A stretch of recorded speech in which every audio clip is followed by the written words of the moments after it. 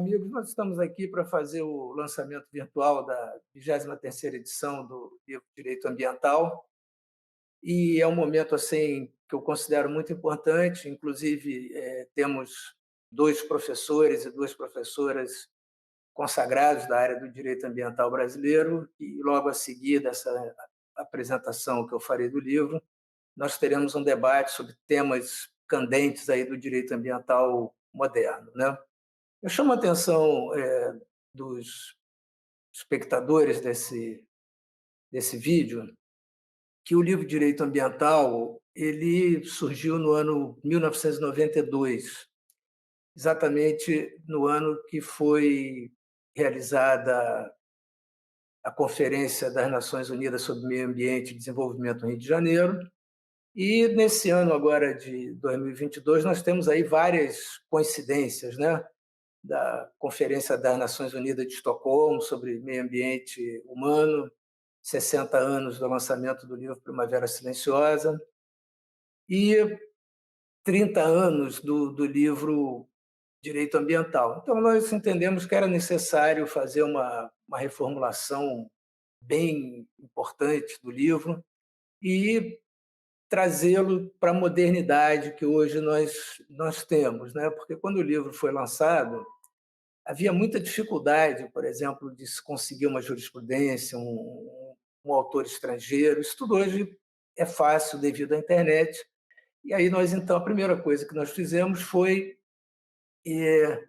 adaptar o próprio tamanho do livro a essa realidade que nós temos, né? Nós não vemos sentido em excesso, às vezes, de citações, repetição de jurisprudência e tudo mais, que nós encontramos na internet com facilidade. Então, nós fizemos as referências a essas jurisprudências e, obviamente, mantivemos algumas que são relevantes ou não, né?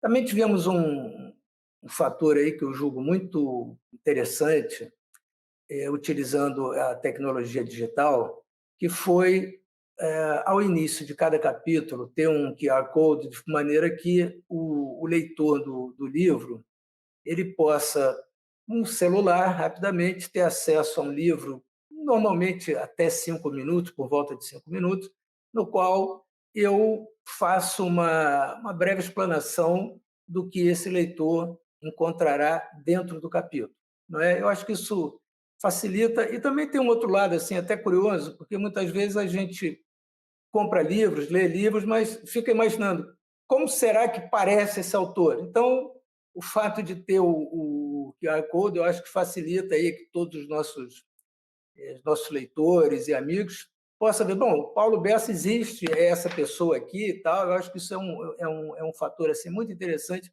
para criar essa interatividade com o leitor, sobretudo o leitor mais jovem, os estudantes. Um outro fator também que nós consideramos muito importante, hoje se fala muito nos famosos 3 R's, né, da sustentabilidade: reduzir, reusar e reciclar. E nós conseguimos que o livro ele seja todo feito em papel reciclado, o que me parece uma medida conveniente para um livro que trata de meio ambiente. Acho que, inclusive, assim, é uma maneira de demonstrar até um comprometimento, de fato, não só do autor, mas principalmente da editora, com essa tendência moderna de reciclar, de utilizar material que nós podemos poupar a natureza de perder aí algumas árvores. Então, acho que esse também é um fator que eu considero muito relevante. Acho que é uma vitória importante e acredito e espero que a gente possa servir de um exemplo aí para outros autores e outras editoras que enveredem por esse caminho, que parece que é um caminho muito útil e muito necessário no momento que nós vivemos. Como vocês todos sabem, aqueles que já me deram a honra de ler as edições anteriores do livro, nós temos uma fase, dividimos o livro em algumas seções e essas seções agregaram capítulos, né? Esses capítulos eles procuram ter uma vinculação entre si, de maneira que a gente possa claramente ter as principais áreas do direito ambiental abordadas.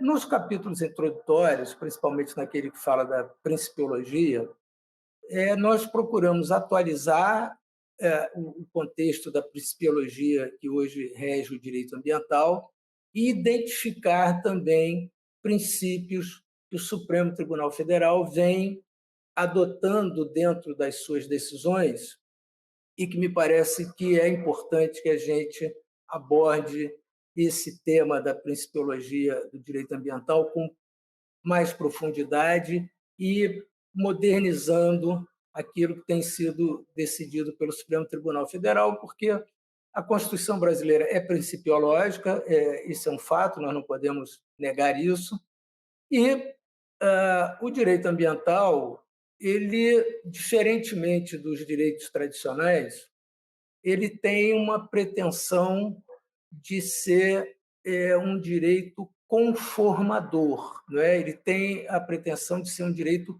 prospectivo, um direito que procura moldar comportamentos para o futuro. Então, nesse sentido, nem sempre aquela letra fria da lei atende à necessidade ambiental. E eu tive a preocupação de acrescentar um ponto que, embora fosse subentendido nas edições anteriores, precisava estar mais entendido e não ficar apenas nas entrelinhas, mas ser dito claramente, que é a própria natureza tutelar do direito ambiental, né? Então, essa questão do direito ambiental como um direito tutelar, um direito de compromisso, eu acho que isso ficou bem caracterizado nesses capítulos introdutórios ao tema que a gente está tratando aqui.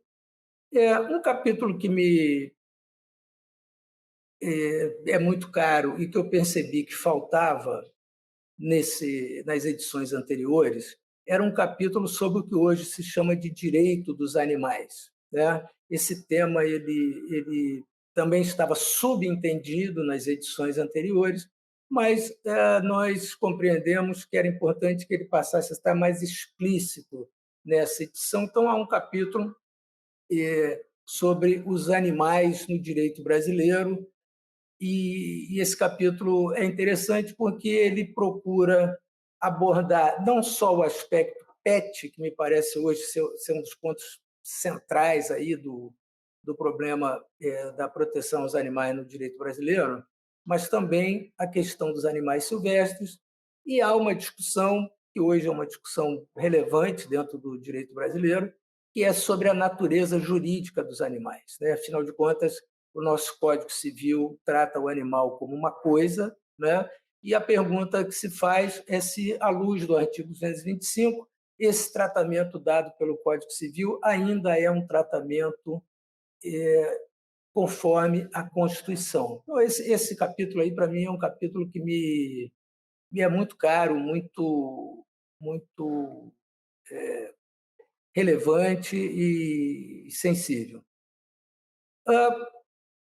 Dentro das áreas, vamos dizer, tradicionais aí que já estavam no livro, nós procuramos também reforçar a questão do tratamento dos direitos dos povos indígenas, e aí, obviamente, que o indígena não é meio ambiente, né? Lógico, o indígena é um ser humano e como tal, deve ser tratado, mas os povos indígenas e as terras indígenas são muito relevantes para a proteção da diversidade biológica, então nós procuramos dar uma atualização no capítulo referente aos povos indígenas, né? na parte referente aos povos indígenas, e buscamos também relacionar essa questão com uma questão fundamental que hoje não se pode esquecer, que é a prevalência dos direitos humanos e como eles devem ser entendidos dentro desse contexto do direito ambiental, não é?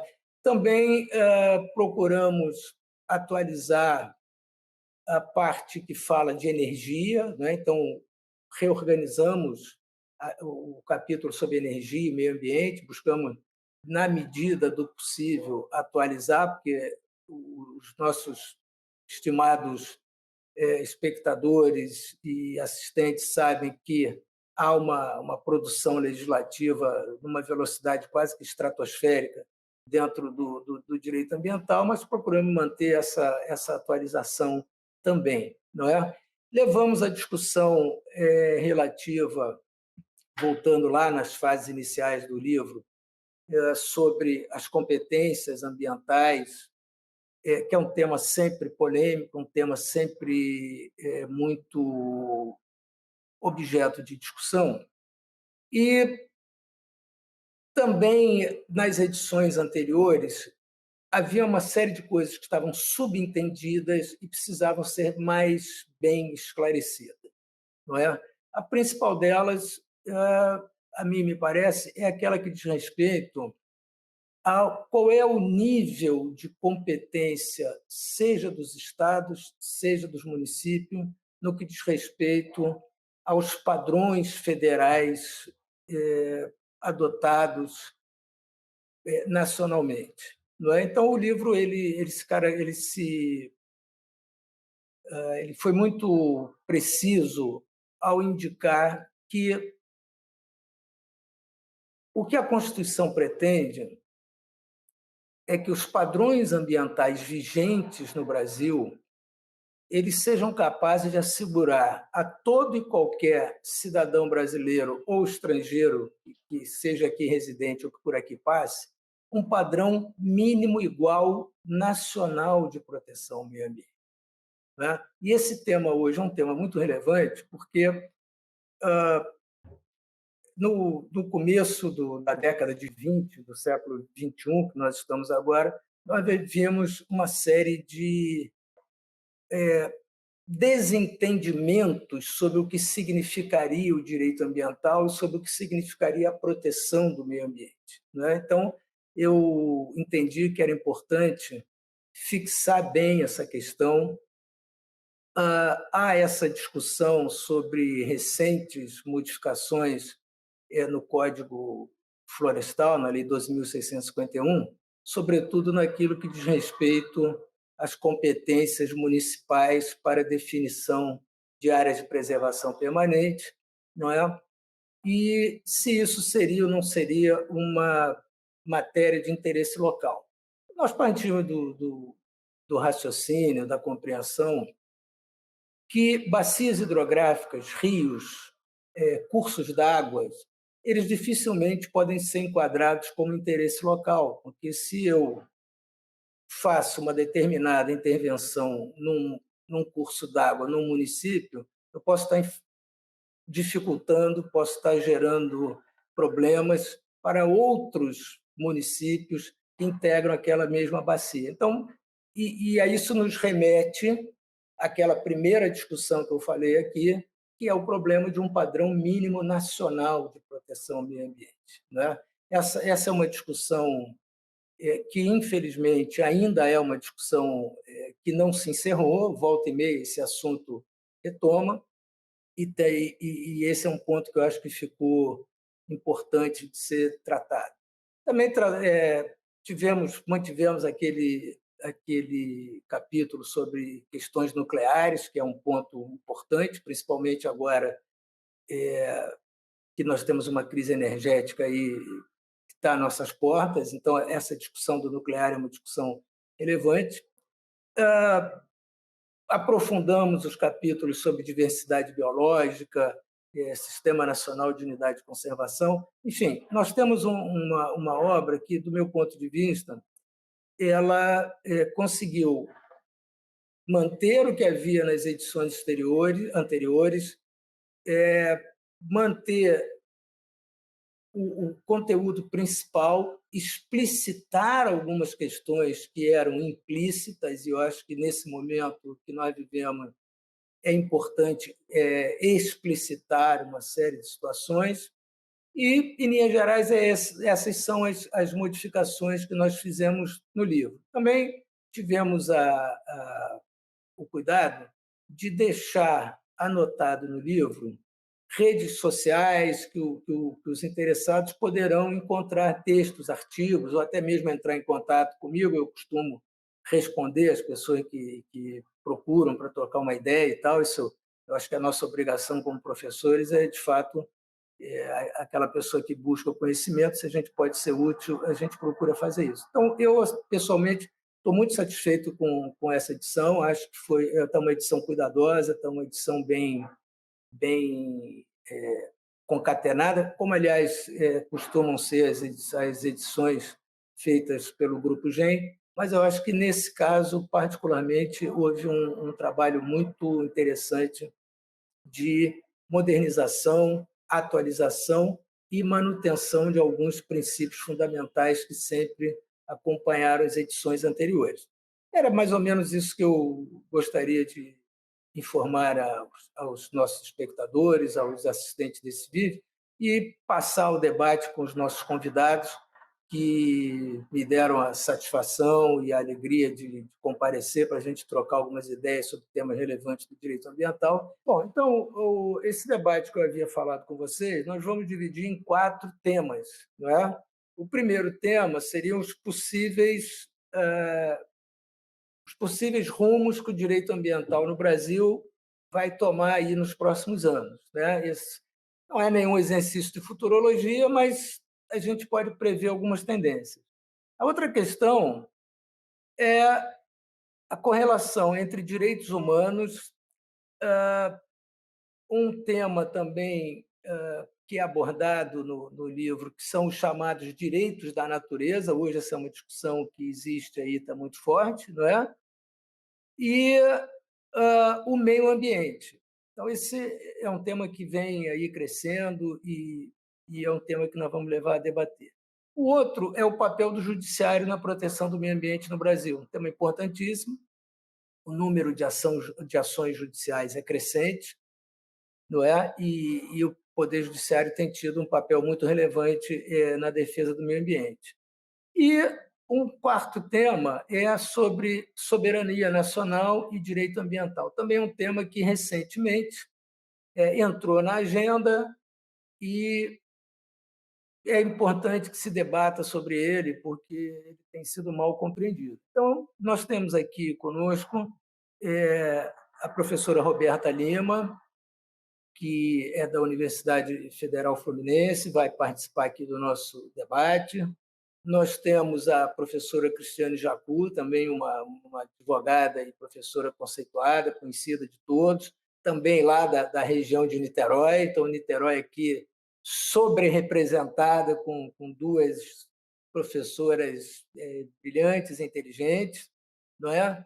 Temos o nosso professor Tagore, que vem da Bahia, nosso soteropolitano e um expoente aí na questão dos direitos animais no Brasil, realmente um professor jovem muito dinâmico, que tem trabalhado muito nessa questão. Temos aqui também com a gente o professor Alexandre Burman, que é de Porto Alegre, e vocês sabem que o Rio Grande do Sul tem lá a tradição de ter uma das primeiras organizações não governamentais do Brasil, a AGAPAN, que é muito tradicional, e fez várias lutas importantes de defesa do meio ambiente. E é mais um que vai compor aqui essa nossa mesa virtual, que eu acho que tem uma boa representatividade, sul, norte do país, e nós puxamos a brasa aqui para a nossa sardinha no Rio de Janeiro, temos as nossas 2 colegas maravilhosas lá da cidade de Niterói. Esse é o nosso grupo aqui, que a gente vai debater esses 4 temas que eu já havia falado, e eu gostaria de começar pelo fim, né, para a gente inverter um pouco aqui a nossa ordem, sobre o problema da soberania nacional e meio ambiente. Tá? Então, eu peço aí à professora Roberta que fale um pouquinho aí sobre isso, de maneira que a gente comece o debate aqui entre nós e a gente possa aí, depois avançar nos outros temas. Perfeito. Professor Paulo, quero aproveitar também para parabenizá-lo pelo livro, pelo novo formato, por todas as informações que foram trazidas, como papel reciclado, uso de QR Codes, são o próprio enxugamento da obra. Acho que tudo isso é muito importante, novos temas que vão ser debatidos, inclusive aqui, como o direito dos animais não humanos. Eu acho que é sempre desafiador, né? Uma obra que completa 30 anos, no ano de 2022 e ser revisitada com esse olhar, né, com esse olhar de modernidade, com esse olhar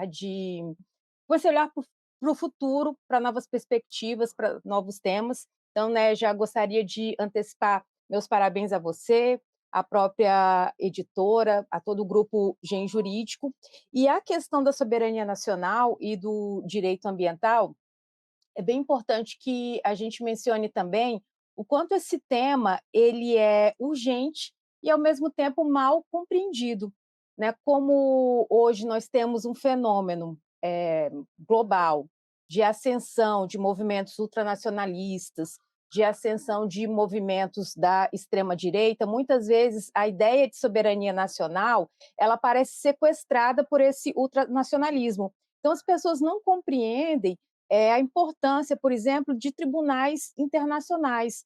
No nosso caso aqui na América, a Corte Interamericana de Direitos Humanos, de forma específica também temos o Tribunal Penal Internacional, que não julga ainda crimes ambientais, mas existe todo um movimento dos juristas, né, para que o ecocídio ele seja considerado um crime contra a humanidade.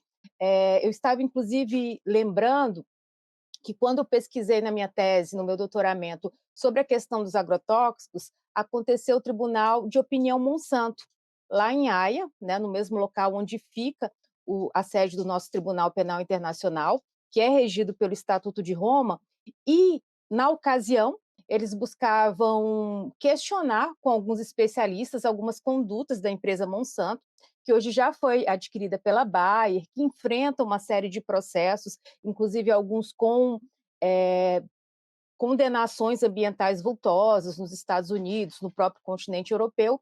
E, na ocasião, se fazia também já discussão sobre o artigo 7º, a linha K, do Estatuto de Roma, né? Exatamente para olhar para a questão ambiental como algo também que pode ser gerador de um crime contra a humanidade, de uma destruição massiva da humanidade. E é um olhar, digamos, esverdeado, que nós não tínhamos anteriormente. Assim como nós não tínhamos o olhar da Corte Interamericana de Direitos Humanos, né? Teve uma decisão recente na Argentina que fala de territórios de povos tradicionais, povos argentinos, né, povos tradicionais daquele país, onde se discute também, né, esse meandro, né, da questão ambiental, e hoje alguns especialistas no sistema interamericano de direitos humanos falam desse esverdear também da Corte Interamericana, né, ela que passa por fases, ela já teve uma série de fases, ela passa, né, segundo alguns, por esse esverdear também, por essa necessidade, até mesmo porque a própria ONU já declarou, né, de forma agora muito clara, que o direito ambiental ele é um direito humano. Então, quando a gente tem, com todas as letras, isso sendo dito, apesar de nós já sabermos, eu acho que tudo isso traz esses sinalizadores da importância da discussão por esses tribunais internacionais. E, ao mesmo tempo, a gente tem que lembrar que o Brasil é signatário desses tratados internacionais, né? Ele assinou a Convenção Americana de Direitos Humanos, ou Pacto de São José da Costa Rica, nós somos signatários do Estatuto de Roma, que rege o Tribunal Penal Internacional, então a gente não pode falar de usurpação de soberania, certo? E se a gente for também para a área das próprias empresas, né, a gente tem as regras de Rudd que falam sobre empresas, direitos humanos, o dever das empresas também de velarem, cuidarem dos direitos humanos. Então, tudo isso mostra que, na verdade, talvez exista uma grande confusão em relação ao conceito de soberania, até porque o bem ambiental ele tem essa característica, né, da transnacionalidade, dele ser intergeracional. Quando a gente fala de proteção ambiental, e o nosso artigo 225 deixa isso muito claro, é dever do poder público e da coletividade proteger o meio ambiente para presentes e futuras gerações. Então, se eu tenho um bem que é transgeracional, se eu tenho um bem que ele afeta também fronteiras, a gente não tem como achar que podemos destruir a biodiversidade da Amazônia e vai ficar tudo certo no ecossistema mundial, a gente precisa também olhar todos esses elementos sobre o prisma da proteção ambiental, da soberania e do direito ambiental. Então, eu queria começar trazendo esses fios aqui para a gente discutir e também ouvir a opinião do professor sobre isso.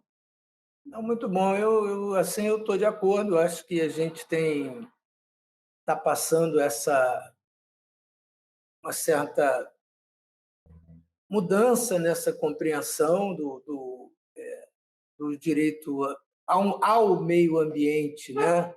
A declaração da Assembleia Geral das Nações Unidas, ao colocar o direito ao meio ambiente como um direito humano, ela tem força de direito costumeiro, né? Então com essa força de direito costumeiro é no âmbito do direito internacional é norma jurídica. Então esse é um elemento aí importante que a gente não pode deixar de ver, obviamente lembrando, né, que esses tratados internacionais todos firmados pelo Brasil, eles sempre tratam daquela questão das responsabilidades comuns, porém diferenciada, e cada nação tem o direito de utilizar os seus recursos naturais de acordo com a sua legislação. Então, essa realmente é uma discussão que está mal colocada, que está mal posta.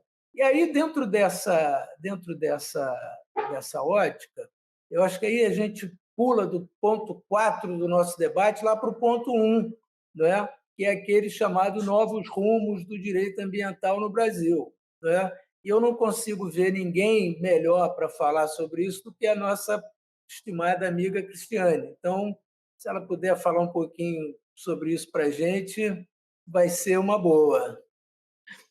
Ai, Bessa, em primeiro lugar, queria consignar que é uma honra, além de um prazer enorme, é uma honra estar aqui no lançamento, na comemoração dos 30 anos do direito ambiental e na 23ª edição. E toda vez que a gente está junto, né, e tem oportunidade de dividir o espaço, eu sempre digo, né, e gosto de reiterar que acho que todos nós que estamos aqui, essa segunda geração na qual eu me enquadro do direito ambiental, ela se fez, nós nos fizemos sobre as páginas dos seus livros. Então, tá aqui hoje, né, com essa edição comemorativa e cheia de novidades, é muito satisfatório. E também, antes de entrar propriamente no ponto que você me colocou, dos possíveis novos rumos do direito ambiental, eu também gostaria, né, de deixar registrado que você sempre sempre trouxe aspectos de esses primeiros enfrentamentos polêmicos das temáticas, né? Quando a gente estava ainda construindo o direito ambiental muitas vezes assuntos que passavam despercebidos, você sempre foi o primeiro a sinalizar a importância desses temas, como eu destacaria aqui, das competências constitucionais, das áreas de preservação permanente, da própria Convenção 69 da OIT, né, que agora está tão em voga, a gente discute tanto, mas há 5, 6 anos atrás passava um pouco despercebido e você já sempre começava a sinalizar esses temas. E agora, além de ser um inovador em relação às temáticas e ao enfrentamento, sempre nas minhas pesquisas, assim, quer procurar o autor que enfrenta de fato o tema, não, vamos no Paulo Bessa, porque ele vai ter esse ponto de vista, né, de uma forma muito concisa, muito inovadora, muito brilhante, de uma perspicácia, assim, fora de série. E agora você traz isso também do ponto de vista da novidade editorial, né? Como você colocou aqui, de trazer o QR Code, de deixar o livro um pouco mais denso. Então, faz parte desse brilhantismo, assim, dessa inovação, não só em relação às temáticas, mas também em relação à questão editorial. E, por fim, já nos meus comentários em relação ao livro, mas já entrando no assunto, a sensação que a gente tem, né, a percepção que a gente tem, é que passar dessa fase de construção do direito ambiental, né, que remota aí, se a gente pegar a Política Nacional de Meio Ambiente no Brasil em 81, ou mesmo a Conferência de Estocolmo em 72, então vamos falar coisa de 50, 40, 30 anos, né, de construção do direito ambiental no Brasil, a gente volta, neste momento, a repensar institutos lá do passado, né? Como o primeiro ponto que vocês colocaram, que foi o objeto do debate, soberania nacional, era um dos pontos estratégicos de discussão na Conferência de Estocolmo, né? E a gente volta hoje sobre um novo olhar. Então, acho que um ponto interessantíssimo do livro também, dessa nova edição, como você colocou, é de trazer uma nova visão sobre aspectos basilares do direito ambiental, que a gente passou um tempo dissonante deles e construindo outros institutos, outras regulamentações, mas agora dá um passo lá atrás, né, para rever questões principiológicas, como evoluir, umas questões de... voltando aqui a uma discussão de soberania, né, indo também numa perspectiva de equiparação de direitos humanos e desse reconhecimento. Então, me parece que hoje, assim, após 30, 40 anos dessa discussão, a gente volta para esses institutos basilares, levando uma maturidade, levando uma maturação que nos permite um olhar diferenciado, né? E daquele, obviamente, né? daquele que a gente tinha naquele momento. E aí também, né, dentro dessa perspectiva, como é que eu vejo esses possíveis rumos do direito ambiental no Brasil? Acho que você me deixou aqui numa saia justa muito de talvez, acho que a questão mais emblemática, né, no exercício de futurologia dentro de uma visão perspectiva e prospectiva. Eu enxergo assim, que a gente conseguiu delinear muito bem, né, a parte de construção regulatória. Eu acho que esse exercício a gente fez bem, embora a gente ainda tropece, né, sempre na questão da competência, sempre na compatibilização com outros institutos jurídicos. E vou até usar uma frase que é tua, Bessa, que eu fiquei muito reflexiva a partir do momento que você colocou, né, de repensar o direito ambiental. A gente hoje trabalha com um direito ambiental dialogando a partir de institutos do século XX, do século XIX, do século XVIII, então a gente tem que repensar de uma forma diferente. E acho que, de certa forma, eu tenho uma visão otimista para esses possíveis rumos do direito ambiental no Brasil. Eu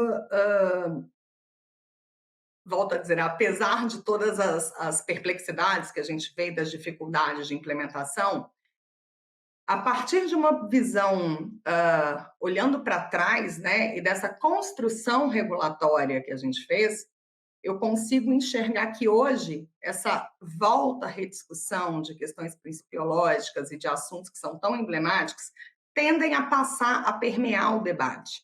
Não acho que vai ser indolor. Claro que hoje a gente vive um momento social, né, um momento histórico também, um momento político, um momento econômico que eventualmente nos coloca em xeque, né, em relação à implementação dessas políticas públicas, mas me parece que há também, me parece não, assim, para mim isso é muito claro, né, que há uma consciência coletiva, há um movimento muito mais amadurecido e muito mais ativo em relação a todas essas conquistas que foram feitas, a toda essa evolução que foi prospectada e que hoje em dia é muito mais difícil, né, a gente traçar esses...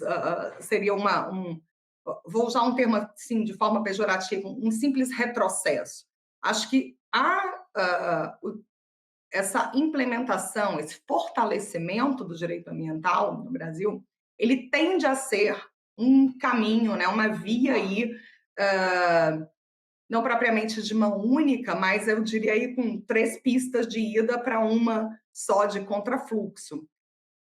Porque eu também enxergo, volto a dizer, um amadurecimento das instituições em relação a essa percepção ambiental, diferente, né, da década de 70, da década de 80, quando isso começou, não é simplesmente o ongueiro, não é a instituição XPTO, não é o maluco beleza que gosta de animais, não. Hoje a gente tem uma percepção muito diferente disso e uma atuação institucional, também atuações institucionais, no plural, né, de forma muito relevante. E aí eu já até endereço também para um dos nossos outros pontos do debate, né, que é o papel do judiciário na proteção ambiental, já destacando o relevantíssimo papel do judiciário, tanto nessa implementação, né, da proteção ambiental, conferindo aí também uma não só interpretando os institutos jurídicos, mas também hoje destacando, participando da construção do direito ambiental a partir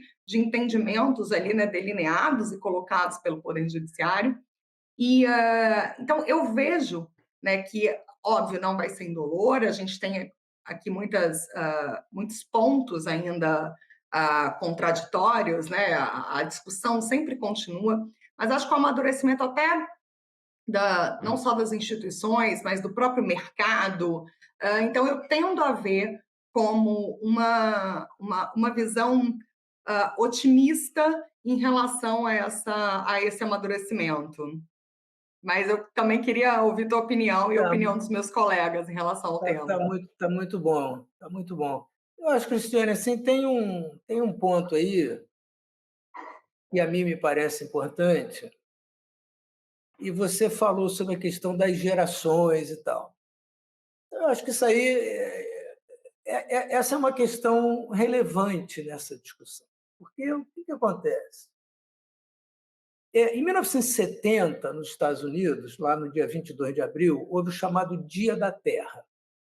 Esse Dia da Terra foi uma manifestação popular com 20 milhões de pessoas.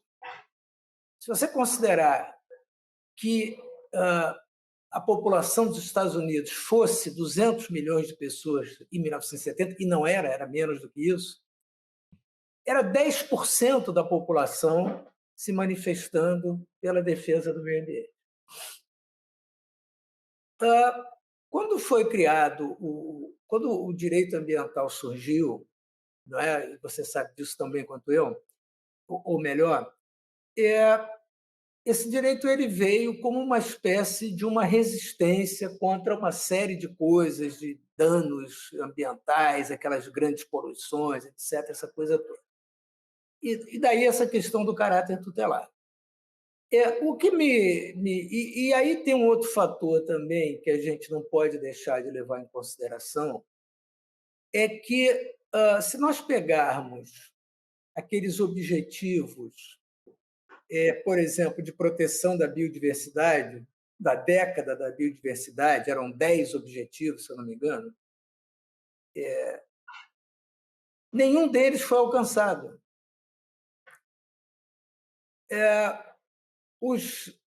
Nós tivemos os tratados climáticos, a Convenção Quadro das Nações Unidas contra a Mudança Climática, etc.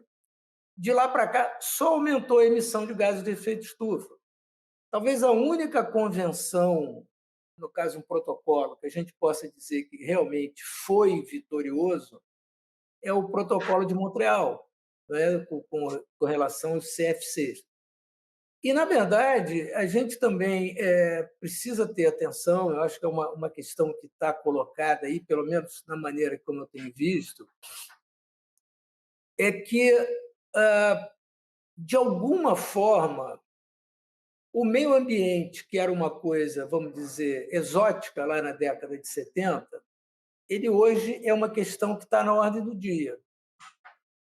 Mas nós precisamos estar atentos, porque ao longo desses anos, alguns conceitos foram se perdendo e foram se tornando conceitos, eu diria, inodoros. Por exemplo, todos hoje são sustentáveis. Ninguém se diz não sustentável, todos são sustentáveis.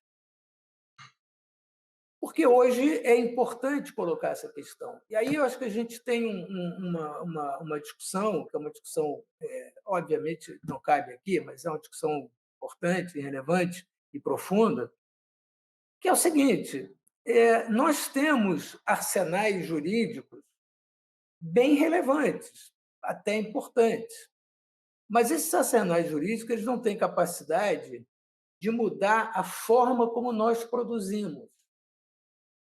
E talvez o problema todo esteja na forma como nós produzimos, né? E como nós entendemos essa produção. Então,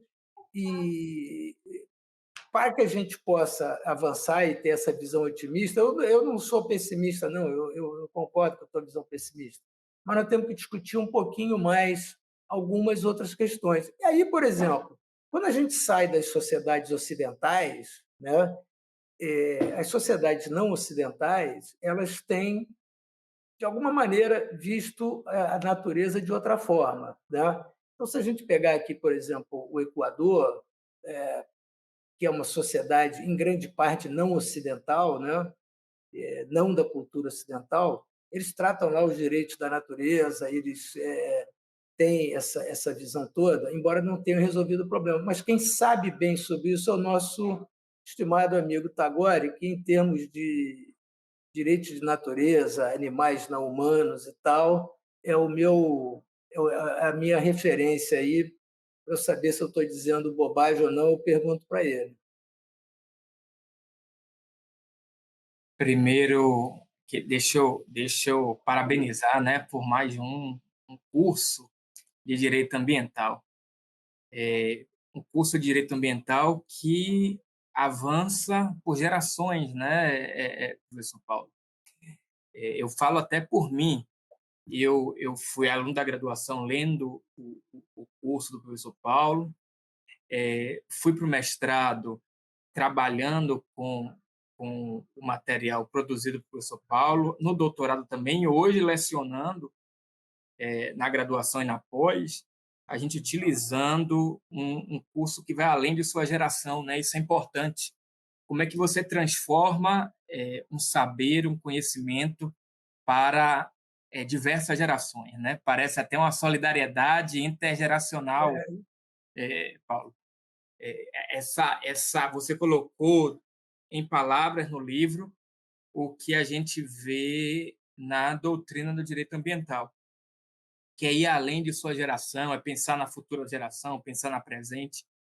E quando a gente atualiza, esse é o ponto para eu tocar em sua pergunta, quando a gente atualiza o livro e a gente escuta, né, o que vem da sala de aula, o que vem do leitor, ser mais interativo, ter fóruns em espaço de discussão, colaborar com novos temas, introduzir novos temas e, acima de tudo, ser um pouco Raul Seixas, né? Ser uma metamorfose ambulante e se transformando. E se a gente pega ali a primeira edição até a atual, mais de 20 edições já, você vai perceber que quando a gente vai avançando, a gente vai também se transformando, né? É aquele jovem professor que vai se aprofundando no tema, que vai tendo a oportunidade de estudar em grandes centros, que vai aperfeiçoando o seu estudo, que vai avançando no diálogo, né? Democrático com seus alunos. E isso faz com que a obra ela vá se lapidando, né? Como um grande diamante, ao meu ver. A gente vai lapidando a obra para que o leitor ele se veja representado também naquela obra. E quando a gente avança para a natureza, para os animais não humanos, quando a gente avança para questões sobre as novas tecnologias, eu acho que a gente consegue fazer um curso voltado para essa galera de hoje, né? Para a juventude, para esses jovens que tiveram aí no período da pandemia um estudo remoto. Todo mundo me pergunta no primeiro dia de aula, Paulo, professor, qual é a bibliografia que você usa? Aonde é que eu posso utilizar esse material? E geralmente, eu recomendo o bate-papo que a gente fez no podcast, eu recomendo a aula que você deu falando sobre os 40 anos da Política Nacional do Meio Ambiente, e eles vão diretamente no seu livro. Por quê? Porque ele fala assim, poxa, esse professor aqui, eu quero aprofundar mais esse tema. Então, ele vai no curso aprofundar o tema, vai perceber o que é que você tinha dito. Então, eu já dou aqui os meus parabéns, eu acho que eu me vejo um pouco no livro, viu? Apesar de não ter escrito, eu me vejo bastante no livro. Eu acho que eu tenho uma comunicação. A Bahia e Rio de Janeiro têm uma comunicação muito próxima.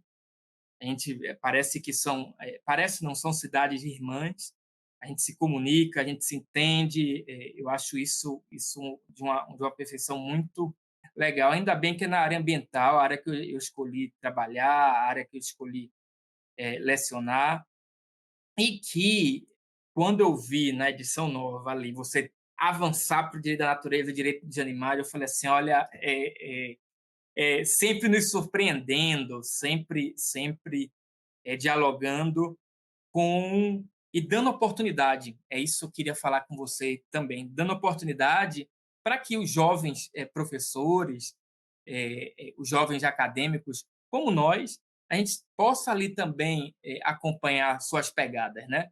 Eu acho isso aí eu me vi representado, que a gente acompanha as pegadas e, acima de tudo, a gente aprende com elas, né? A gente vai ali, poxa, olha, tem uma outra visão, tem uma outra possibilidade, não é bem assim. Porque é muito fácil a gente debater, discutir com aqueles que concordam com a gente, né? É muito fácil a gente pegar ali, eu vou falar da área animalista, a gente fala assim, quem concorda com direito para não humanos, a gente dialogar e todo mundo, isso mesmo, professor Tagore, você está certo. E eu acho que avançar para a área ambiental, ela trouxe essa possibilidade da gente dialogar e discutir e aparar algumas arestas, né? Perceber que tem algumas arestas ali para a gente consertar, entender a sociedade em que a gente está envolvido e, acima de tudo, escutar um pouquinho outros vieses, né? Outros caminhos. Quando você fala sobre o direito da natureza, em especial, a gente avança para o lado que a Organização das Nações Unidas já vem buscando, né? A ideia de uma organização, de uma harmonia com a natureza. A harmonia com a natureza nada mais é do que a tentativa de evidenciar o que eu digo às vezes nos meus livros, que é o óbvio, que todos somos natureza e todos somos animais. Então, quando a gente, professor de direito ambiental, vai dizer somos natureza, somos animais, a gente está dizendo que o homem, o que o Tobias Barreto falou lá atrás, ao referenciar a escola do Recife, Paulo, que o homem da zoologia não é tão diferente do homem do direito. Ele não é um homem que procura, na sua evolução, no seu percorrer, reconhecer valor, reconhecer importância e reconhecer, acima de tudo, que estamos nessa grande casa, né, que é o planeta Terra, e que a gente precisa protegê-lo. A gente precisa proteger e trazer temas como uma justiça climática, trazer temas como a dignidade para os animais, trazer temas como um valor intrínseco para toda a natureza. E isso é fundamental em um país como o nosso, como o Brasil.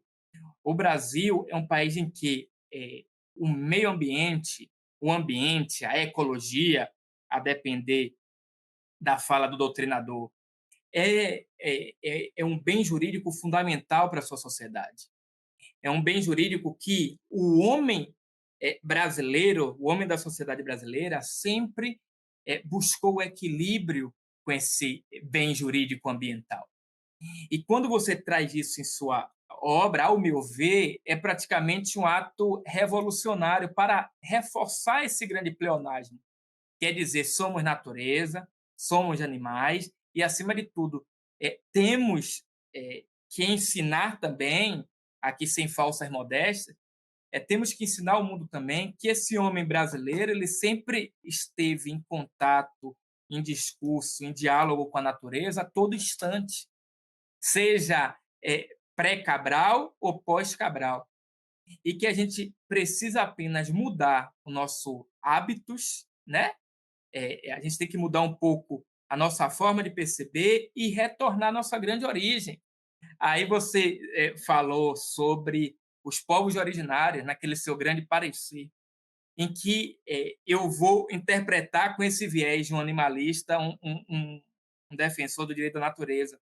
Quer dizer assim, temos que retornar à nossa origem, uma origem holística, uma origem de respeito com a natureza, uma origem de percepção de um humanismo que vai além do humano, a gente já fala de um pós-humanismo, que percebe os outros seres como seres fundamentais para a nossa vivência também, e que a gente tem que trazer eles para o tráfego jurídico, a gente tem que trazer ele para o tráfego social, a gente tem que colocar ali como um bem fundamental, como está em nossa Constituição, esses outros seres que não têm a mesma linguagem que a nossa, que não têm a mesma fisiologia que a nossa, que às vezes não entende o que a gente está discutindo aqui, né? Eu tinha um grande professor que dizia assim, professor Paulo, que as árvores não têm idioma.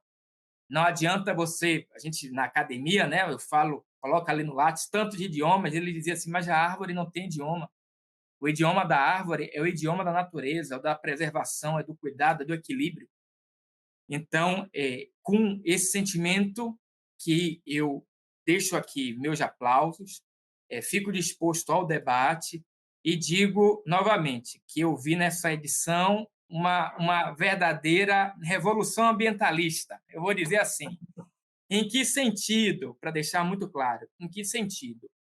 De a gente retornar à origem e dizer, olha, eu homem, da sociedade brasileira, retorno à minha origem e digo, somos realmente natureza, animais, e vou escrever isso para as próximas gerações entenderem muito bem. Tá bom? Vou deixar aqui e fico disposto para o debate.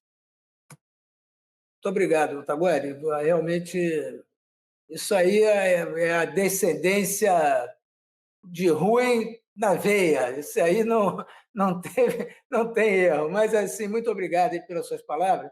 E agora eu gostaria de ouvir um pouco o nosso amigo Alexandre Burman sobre a questão aí do Poder Judiciário e a proteção do meio ambiente, não é?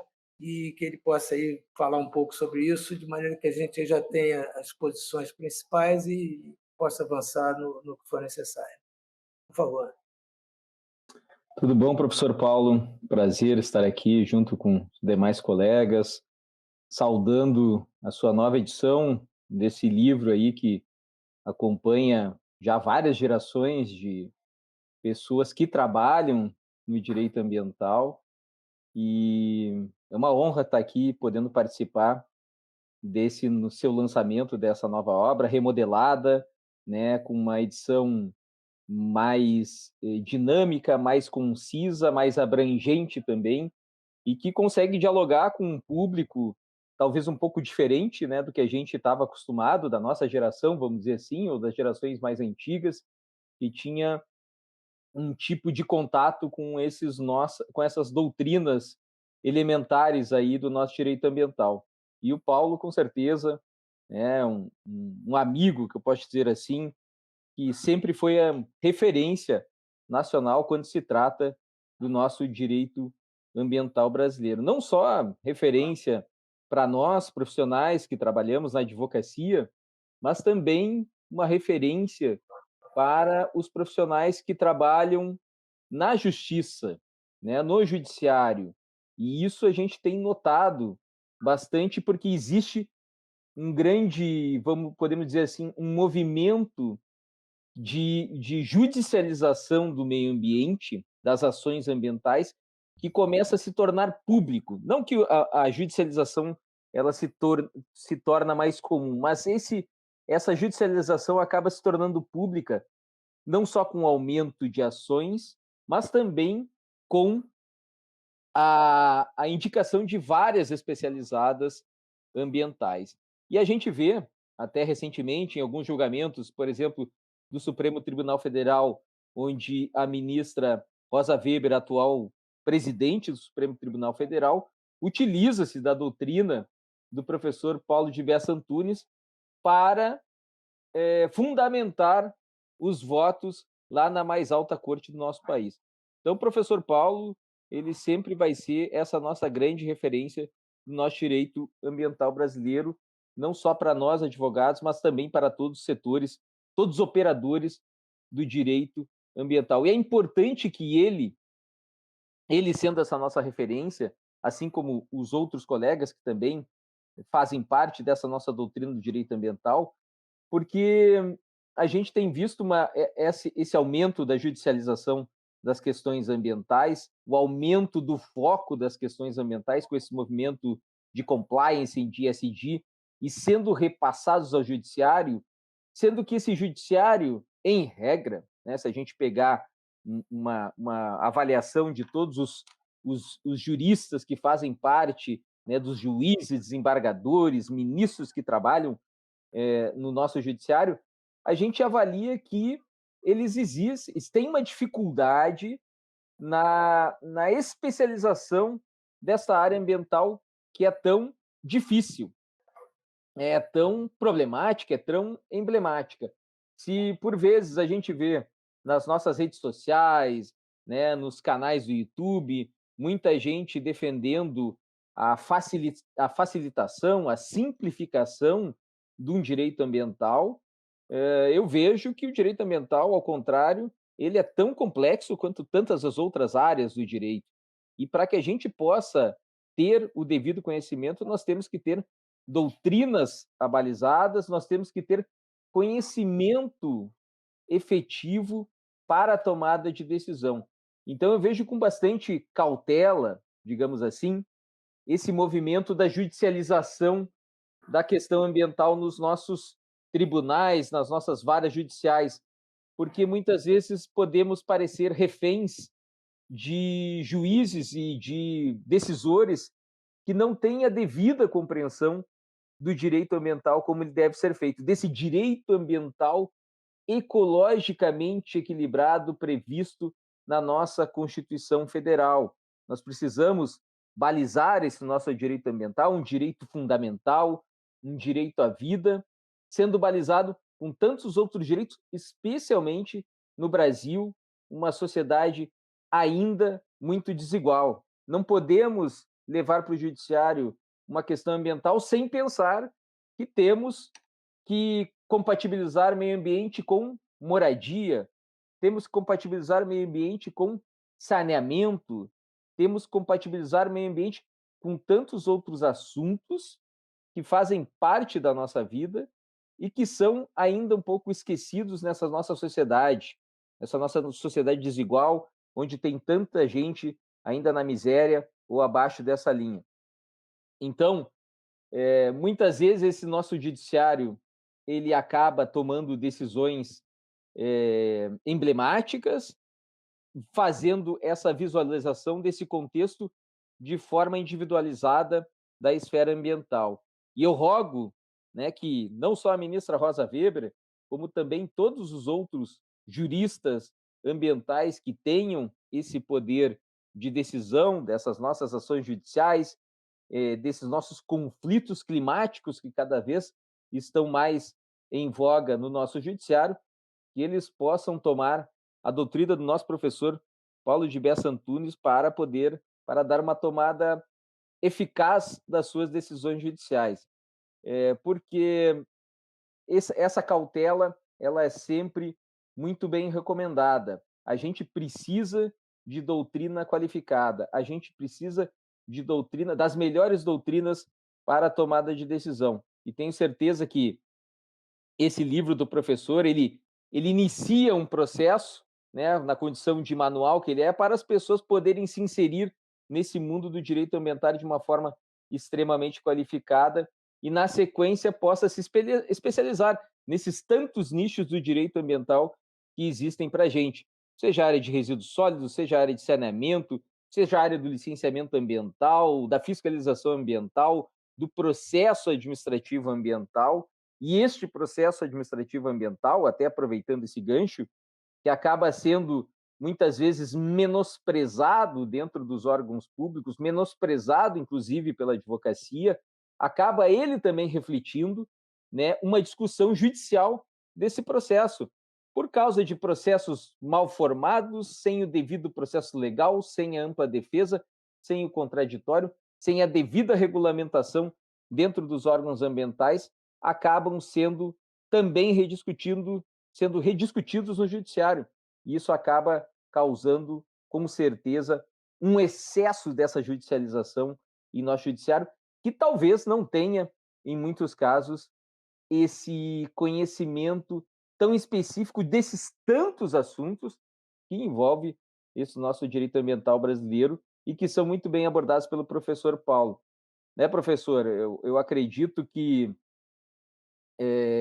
o seu livro, né, dentro desse novo contexto, dessa nova roupagem, dentro dessa nossa postura, ele consiga ser esse material inicial para que as pessoas possam ter essa visão mais ampla e poder depois direcionar os estudos, né, para poder ter uma tomada de decisão, né, para os nossos ministros do STF, os ministros do STJ, os desembargadores, os juízes, poderem ter conhecimento qualificado para que essas decisões ambientais possam ser efetivamente bem tomadas. Bom, eu agradeço, Alexandre, a intervenção. De fato, as discussões judiciais sobre meio ambiente são muito relevantes, porque nós temos essa fórmula da revisão judicial dos atos administrativos, né? Então, há muito litígio sobre isso. Eu acho que... E aí você tocou um ponto importante, não que seja propriamente do meu livro, acho que não é exatamente isso, mas nós precisamos ter uma boa formação dos profissionais do direito, sejam eles juízes, advogados, membros do Ministério Público, servidores da Justiça e tal. É importante que eles tenham uma boa formação dentro do direito ambiental e, sobretudo, as organizações não governamentais, associações que representam os interesses dos cidadãos em relação ao meio ambiente. É importante que elas tenham bons advogados, que elas formem bons advogados, de maneira que a gente qualifique o debate judicial, né? E essa qualificação do debate judicial, não que os advogados das organizações não governamentais não sejam bons advogados, não é isso que eu estou dizendo, mas o fato é que essa formação geral do profissional da advocacia ambiental, ela é importante, não é? Acho que é fundamental, porque sem essa boa qualidade nós não vamos ter uma boa aplicação do direito ambiental, não é? E, assim, entendendo também, né, que a gente, quando se vai muito ao poder judiciário, aí também a gente está vendo um outro lado da questão, é que muitas vezes nós estamos discutindo legitimidade das ações tomadas pelos órgãos ambientais, legitimidade perante a sociedade de uma série de questões e que estão no campo da administração pública que precisam também ser mais aprofundadas, né? A gente ainda tem, embora haja um instrumental, vamos dizer, em tese, favorável à participação do cidadão, mas, de fato, a gente ainda tem um certo déficit nisso. Isso leva a uma desconfiança da ação da administração, essa desconfiança da ação da administração leva ao processo judicial e isso se torna uma espécie de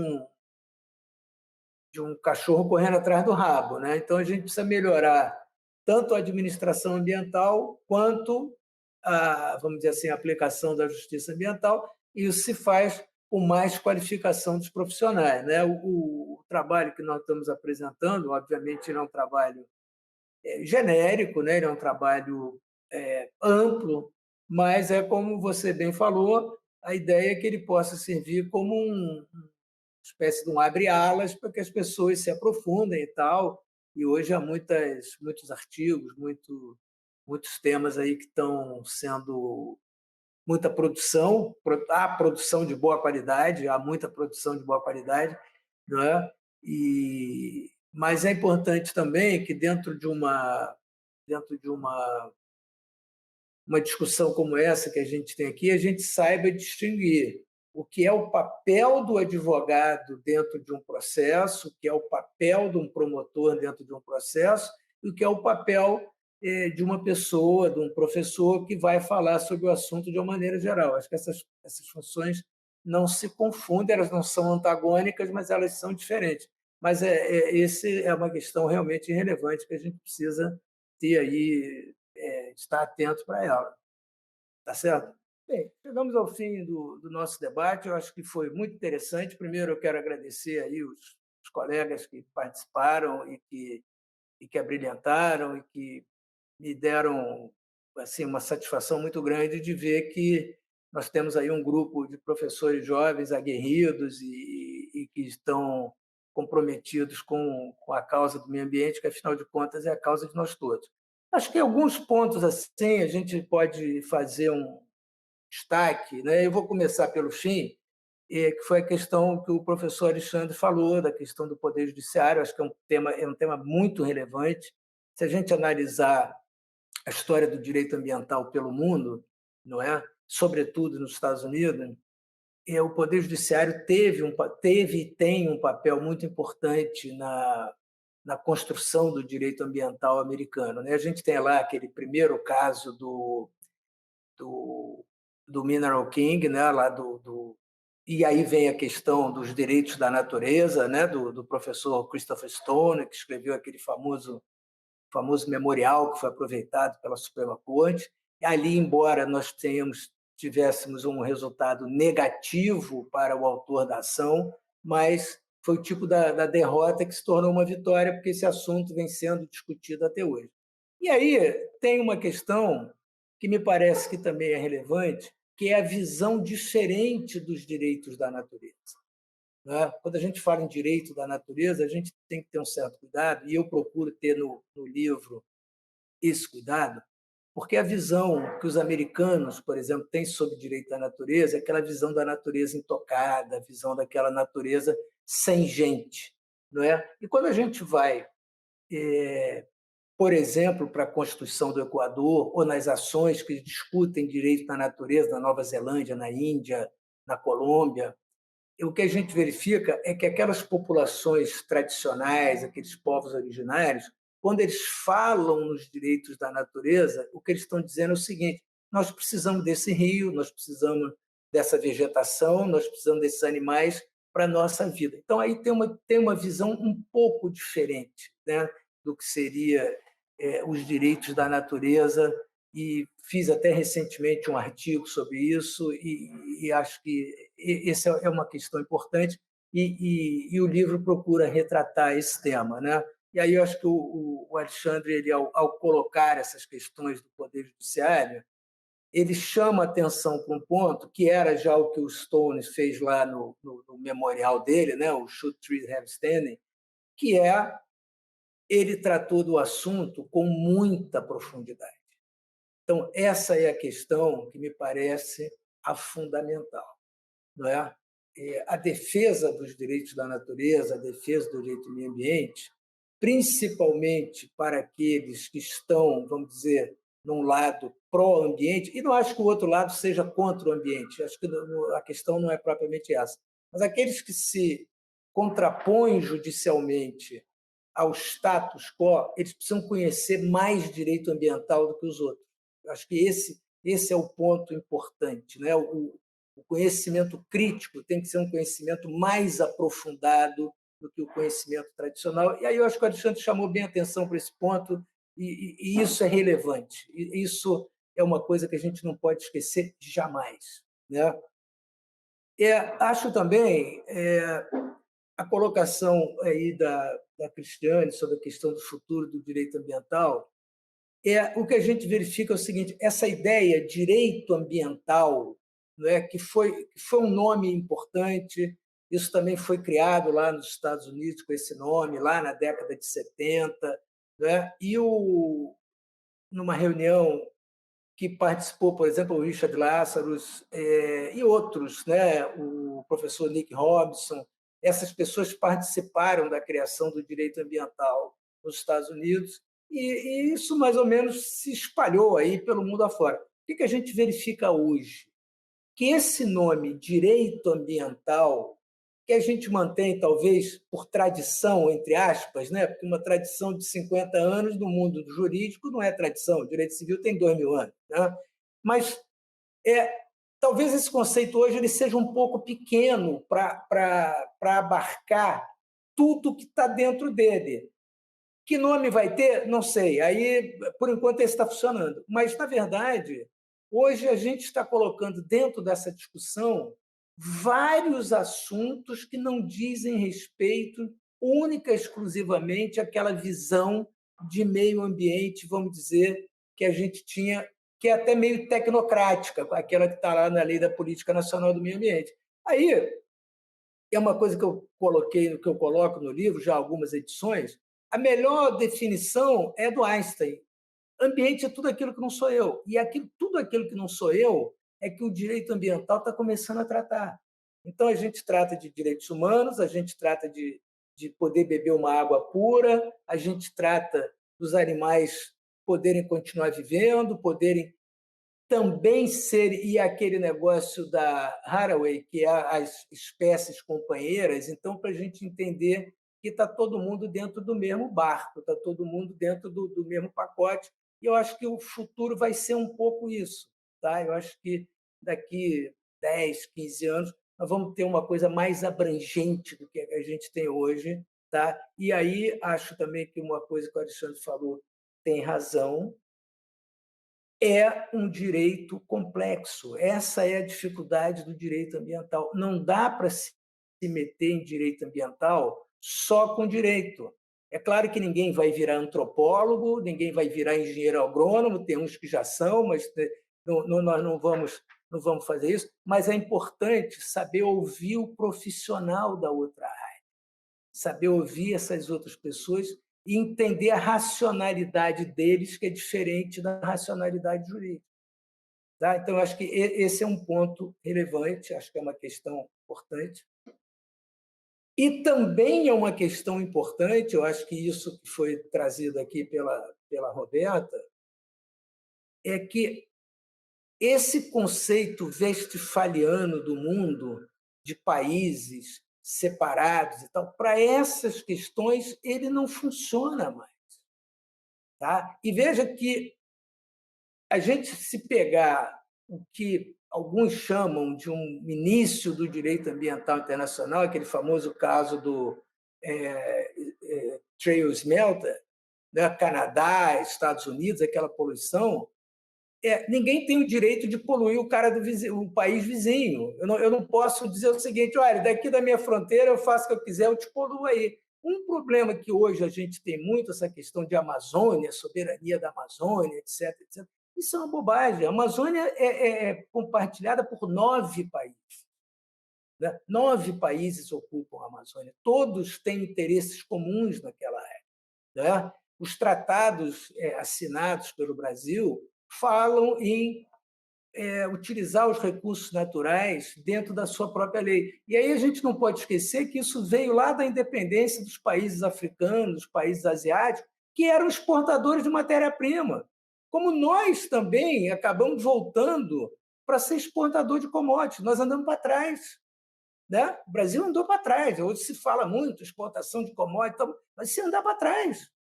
Não que você seja contra a exportação de commodities, mas você precisa, pelo menos, manufaturar essa commodity, porque senão nós voltamos em 1500. E veja, há uma coisa que se discute pouco, que é o sufixo do gentílico de quem nasce no Brasil. Ele não é brasiliano, ele é brasileiro. Assim como você tem o garimpeiro, ou seja, é o cara que explorava o pau-brasil. Esse é o gentílico que nós temos. Né? Ele é o mineiro, é o cara que explora a mina. Então, o nosso gentílico ele já mostra essa visão exportadora. Se derem ao trabalho de olhar os mapas das linhas férreas no Brasil, verão que nós não temos linhas férreas que sejam longitudinais nem transversais e temos para o país inteiro, e temos linhas férreas todas que saem de algum lugar de produção e vão para um porto. Reparem essas linhas férreas do Brasil, ou seja, totalmente uma economia voltada para a exportação, né? Exportação de matéria-prima. Né? Então, essa discussão, né, da soberania ela passa por isso também. Porque não é da maneira que está colocado. Então, eu acho que a gente conseguiu avançar um debate aqui, dentro das limitações de um debate virtual, etc., mas eu acho que foi bem abrangente em termos do que é o direito ambiental hoje no Brasil e o caminho que ele vai ter. Tá? Eu, assim, estamos agora já no encerramento, gostaria de saber se alguns dos ilustres convidados têm alguma consideração final a fazer, e sempre serão muito bem-vindas, obviamente. Paulo, mais uma vez eu queria te parabenizar pela brilhante obra desde a primeira edição e pela brilhante iniciativa. E acho que depois desse bate-papo aqui, né, que a gente fomentou tanto esses institutos, esses assuntos, estamos todos ainda mais aguçados, né, para receber esse presente aí com essa edição toda rememorada, toda revigorada. E a sensação que eu tenho é que, de fato, a gente está voltando ainda mais, né? Agora, depois que a gente conversou, é que a gente está voltando a revisitar conceitos basilares para, de repente, nesse momento, passar a reconstruir o que a gente está chamando aqui de direito ambiental, e concordo contigo, numa visão muito mais ampla, muito mais prospectiva, mas a partir de um ponto, né, que chegamos até aqui e amadurecemos, mas temos que voltar lá no final para repensar institutos basilares para continuar reconstruindo. Então, acho que a obra está, além da proposta editorial, ela me parece aqui, pelo teor do nosso debate, pelos assuntos que a gente enfrentou, que está muito oportuna nesse sentido e que vem a nos inspirar, né, a continuar pensando e construindo o direito ambiental a partir dessa nova perspectiva. Então, mais uma vez, meus parabéns, minha admiração e minha gratidão. Muito obrigado. Eu, da minha parte, só vou ratificar aqui, vou assinar embaixo com a relatora, minha querida amiga Cris Jacu, e desejar sucesso aí na sua obra, e foi um grande prazer, né, estar presente aqui com os demais colegas e com o professor Paulo, sempre à disposição no que precisar. Um grande abraço a todos. Obrigado. Agradecer também, professor, agradecer aos colegas também, prazer conhecê-los. Eu acho que a gente está aqui na expectativa agora de ler, comentar, rascunhar, rabiscar para a próxima edição. Um abraço, até mais. Me faço minhas palavras, os demais colegas, e algo que o professor falou no começo e que eu fiquei pensando agora foi o tempo que eu levei para associar a sua imagem com o seu livro, né? Eu até mandei uma fotinho a edição, essa pequena edição, né? E muitas vezes, com esse formato agora, fica muito mais fácil para os novos leitores já associarem a imagem do autor com a obra. Eu lembro que acho que o ano passado, até uma pesquisadora que veio fazer parte do meu grupo de pesquisa, ela na primeira reunião, ela falou: professora, que bom conseguir colocar um rosto nos escritos. E eu acredito muito que esse formato de lançamento, essa discussão, alguns outros professores que eu também conhecia apenas de nome, a professora Cristiane eu só vi uma vez pessoalmente lá na Comissão do Meio Ambiente de Niterói, mas, enfim, muitas vezes a gente demora, né, a encontrar rostos para nomes. Então, acho que é muito feliz também esse modo de lançamento, essa interatividade. Então, muitas vezes a gente fica um pouco rabugento. Eu gosto de livro físico, mas eu também tenho me forçado e me acostumado a essas outras dinâmicas, que elas também são muito interessantes, né? Então, te parabenizo assim, por, nesse meio de 30 anos de obra, dar esse passo, né, que é também intergeracional, como o professor colocou, o professor Tagore, e é isso, né? Muito bom realmente assim saber que futuros leitores terão de antemão o teu rosto já associado à obra. É isso, muito obrigada. Muito obrigado. Bom, então, já finalizando aqui o nosso lançamento, eu quero agradecer mais uma vez aí a presença da professora Cristiane, do professor Alexandre, do professor Tagore, professora Roberta, e lembrar aí que, enfim, a nossa 23ª edição está aí brevemente nas boas casas do ramo e na internet também, e aqueles que puderem nos prestigiar e tal, espero que gostem do livro, foi um trabalho feito com muita dedicação, muito carinho, eu acredito que vai agradar a todos e estamos à disposição para continuar esse nosso trabalho já de 30 anos e ajudar, enfim, a tentar formar um pouco, a pensar sobre os caminhos aí que o nosso direito ambiental vai ter aí pelos próximos anos. Tá certo? Muito obrigado a todos e até a próxima.